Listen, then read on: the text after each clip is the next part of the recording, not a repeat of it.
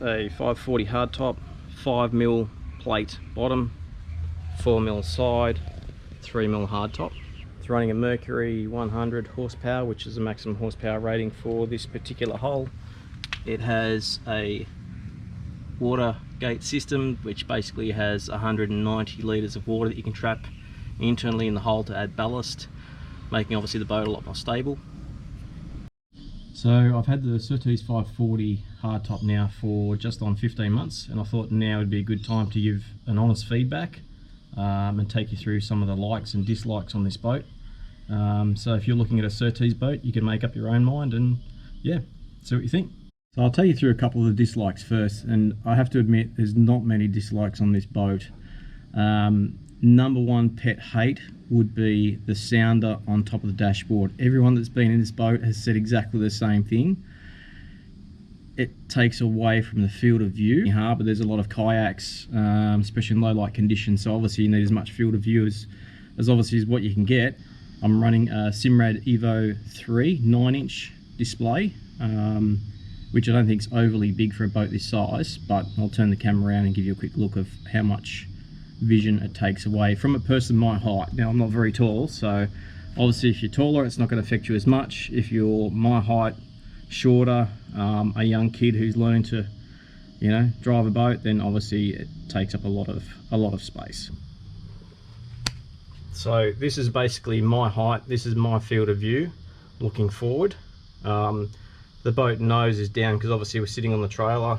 It does take up a lot of space on the dash, so you tend to be bobbing your head over the top, trying to look over the sounder, look around it, and it takes away a little bit. But there is some news. So the word is that 2020 there will be a new dashboard layout for the 540 hardtop and higher, which will incorporate the sounders into the dashboard.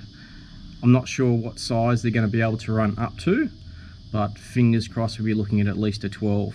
I'll give you a quick little look at the dashboard just so you can see what's mounted in it. There's no space in the back of the dash. I've actually had a look at trying to retrofit the sounder somehow into this dash, but without making a fold away section, it's just not possible, so it has to stay on top, which is a bit of a bummer, but hey, first world problems. So dash layout's pretty standard. Radio, compass, gauges for the engine, obviously all the switches for lighting, bilge pump, wipers, lights, navigation lights. The next pet hate would be tackle storage space. There is a bait station down the back, which I'll give you a quick look at. So this carries all your basic gear, you know, stuff for catching liveys, carry your bigger hooks for kingies, you know, a little bit of brim gear in there, which is great. It's handy. You can have leader left and right, so you pull the leader out, cut it off, mount whatever leader you like in there. But there's no other spot for any other tackle trays. Obviously I've had the two seat boxes fitted up the front.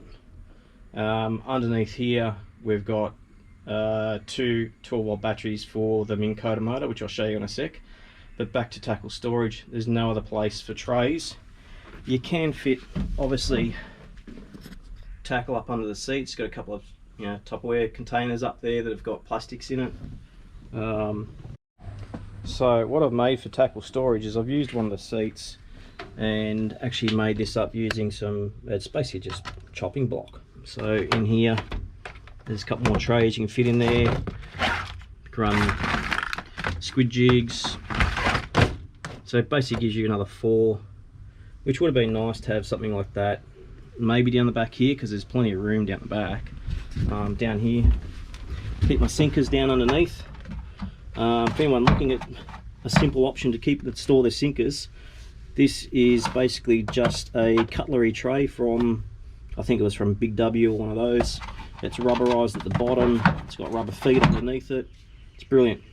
Obviously another tackle tray there for brim hard bodies, but it would have been nice to see something in here to actually hold maybe plastics in there, just a bit more storage. Got the downrigger bombs either side, deck wash. The only other sort of a yes but no kill tank. Works well in winter time, but in summer the ice melts too quick. So I've actually got an esky that drops straight in there. It's 85 centimeters long internally, keeps ice up for a couple of days. One thing that you may notice is the boat is a little bit trim sensitive. Most people that have driven it have found the same thing. You get used to it after a while, so you don't really notice it. In short, sharp chop, sometimes it's actually better to trim the nose up, put the hammer down. It actually rides that little bit better. Seems to be if it's coming down tail first and using the whole length of the hull to cut through the water. So in short, sharp, choppy conditions, actually works out better to go faster, go figure. So one of the reasons I got this boat is to be able to launch by yourself. So it's pretty simple. Open the front hatch up. I've added some grip tape to the post as well as to the drawbar, and I'll just show you how to jump up.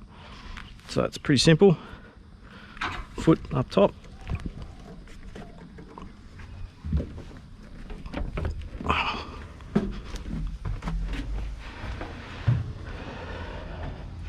And there you go. So go in reverse. Obviously once you drive up, hitch the trailer up, climb up, look over the front, catch your post, back over the front, you put your safety chain on, your strap, make sure your boat's secure before you drive off the ramp. Alright, so a bit of a quick look through the boat now. So in the seat boxes I've got the 12 volt batteries to run the Minn Kota. I've got downriggers, onboard charger. One thing I would recommend getting, even if you don't fit it up straight away, is get the electric motor mount plate fitted. That way you're future proofing your boat. So if you do want to go that way, it's already there. Better off to get it done at the factory rather than have some aftermarket job done on it. Guaranteed once you put an electric motor on, you will not use your anchor again, because these are just so good, especially catching liveys. Pull up, everyone else is anchored up, you can drop the electric over, you can move a couple of feet in either direction, catch your liveys, be out while they're still messing around trying to get the right spot under anchor. Just makes life so much easier. I went for it's the 80 pound 24 volt version. It's the Tarova, so it's not the auto deploy one, but realistically you're going to save $1,000 by not having the auto deploy, and it's not that hard. It's just, that's it to drop your motor over the side, same thing to bring it back up.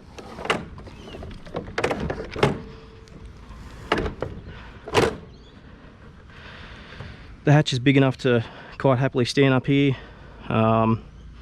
You can stand up the front if you really want to cast. So what I'm going to actually end up making is an infill for here, so I can actually stand up here and cast as well. Rod storage. We've got plenty of rod storage. We've got plenty up top. There's also an extended shade which goes up the top here, gives you a little bit more shade in summertime. Lighting, there's plenty of lighting. Got a light for working at the bait station. Internal light here. You've got another light that's in underneath the dash. You've got lights underneath the side as well. They run in both white light and red light if you don't want that blinding white light. The freeboard on this boat's really good. You can tuck your toes right in underneath, so under these side pockets, so you can get right in close. Your knees fit underneath the side deck, so you can really lock yourself in. Never felt uncomfortable fishing in big swell, heavy conditions on this boat. Gives you a real feeling of confidence having these really high sides on this boat. So one thing that you will find amazing is how wide these side decks are. These are super wide, and you can walk around the boat quite comfortably on these side decks. And in fact, we find the kids are always standing up here and fishing off them when we're fishing in the estuary. It's a great place for sight casting if you're fishing for bream on the flats. just really nice and wide, very comfy. You can actually lean up against the hardtop here, put your shoulder in here, and you're locked in. Feels really comfortable. One thing I did forget to mention is the rod holders. Obviously heavy duty rod holders, but these are a great idea. These are sinker pots, designed so when you're rigging up, instead of having your sinker banging around making a mess of your nicely painted boat, you put your sinker in the sinker pot, or your jig. That way it keeps it nice and secure. Also doubles up as a can holder. Kiwis, bloody thought of everything. Here's another bonus: if you want to tow the kids, you can drop the ski pole straight into the bait station. And I've also noticed on a couple of the newer models, they've been adding a tow point to the top of the hardtop. There's bungees around the boat. These ones at the back here, I normally have the rags, so you can wipe your hands. You can hang different things off, and if you've got, you know, lip grips or something like that, you can hang those off. There's some round up in the front here as well. Those are great if you want to hang your life jackets. Got my little cooker up there. Grab rails. We've got grab rails all over this boat. Down the back here, grab rails for the passenger. Super heavy duty. Grab rails on the sides. Grab rails up top. Internally it's fully welded, fully sealed. There is a sump for the water to run into. There's obviously a bilge pump in there. That bilge pump is movable as well, so if you're on the water, obviously you don't want to undo the drain plug in your kill tank, because that then lets obviously water in from the outside, which you don't want, because that's part of the water ballast system underneath it. But if you want to empty your kill tank, you can put the bilge pump, which is movable, into your kill tank and empty it that way. Speaking of welding, check this out. This is just a work of art. Have a look at that. That's just beautiful. Seriously, I've tried to find better welding on other boats, and I tell you, I can't even get close to that. That is just absolutely brilliant. It's a work of art.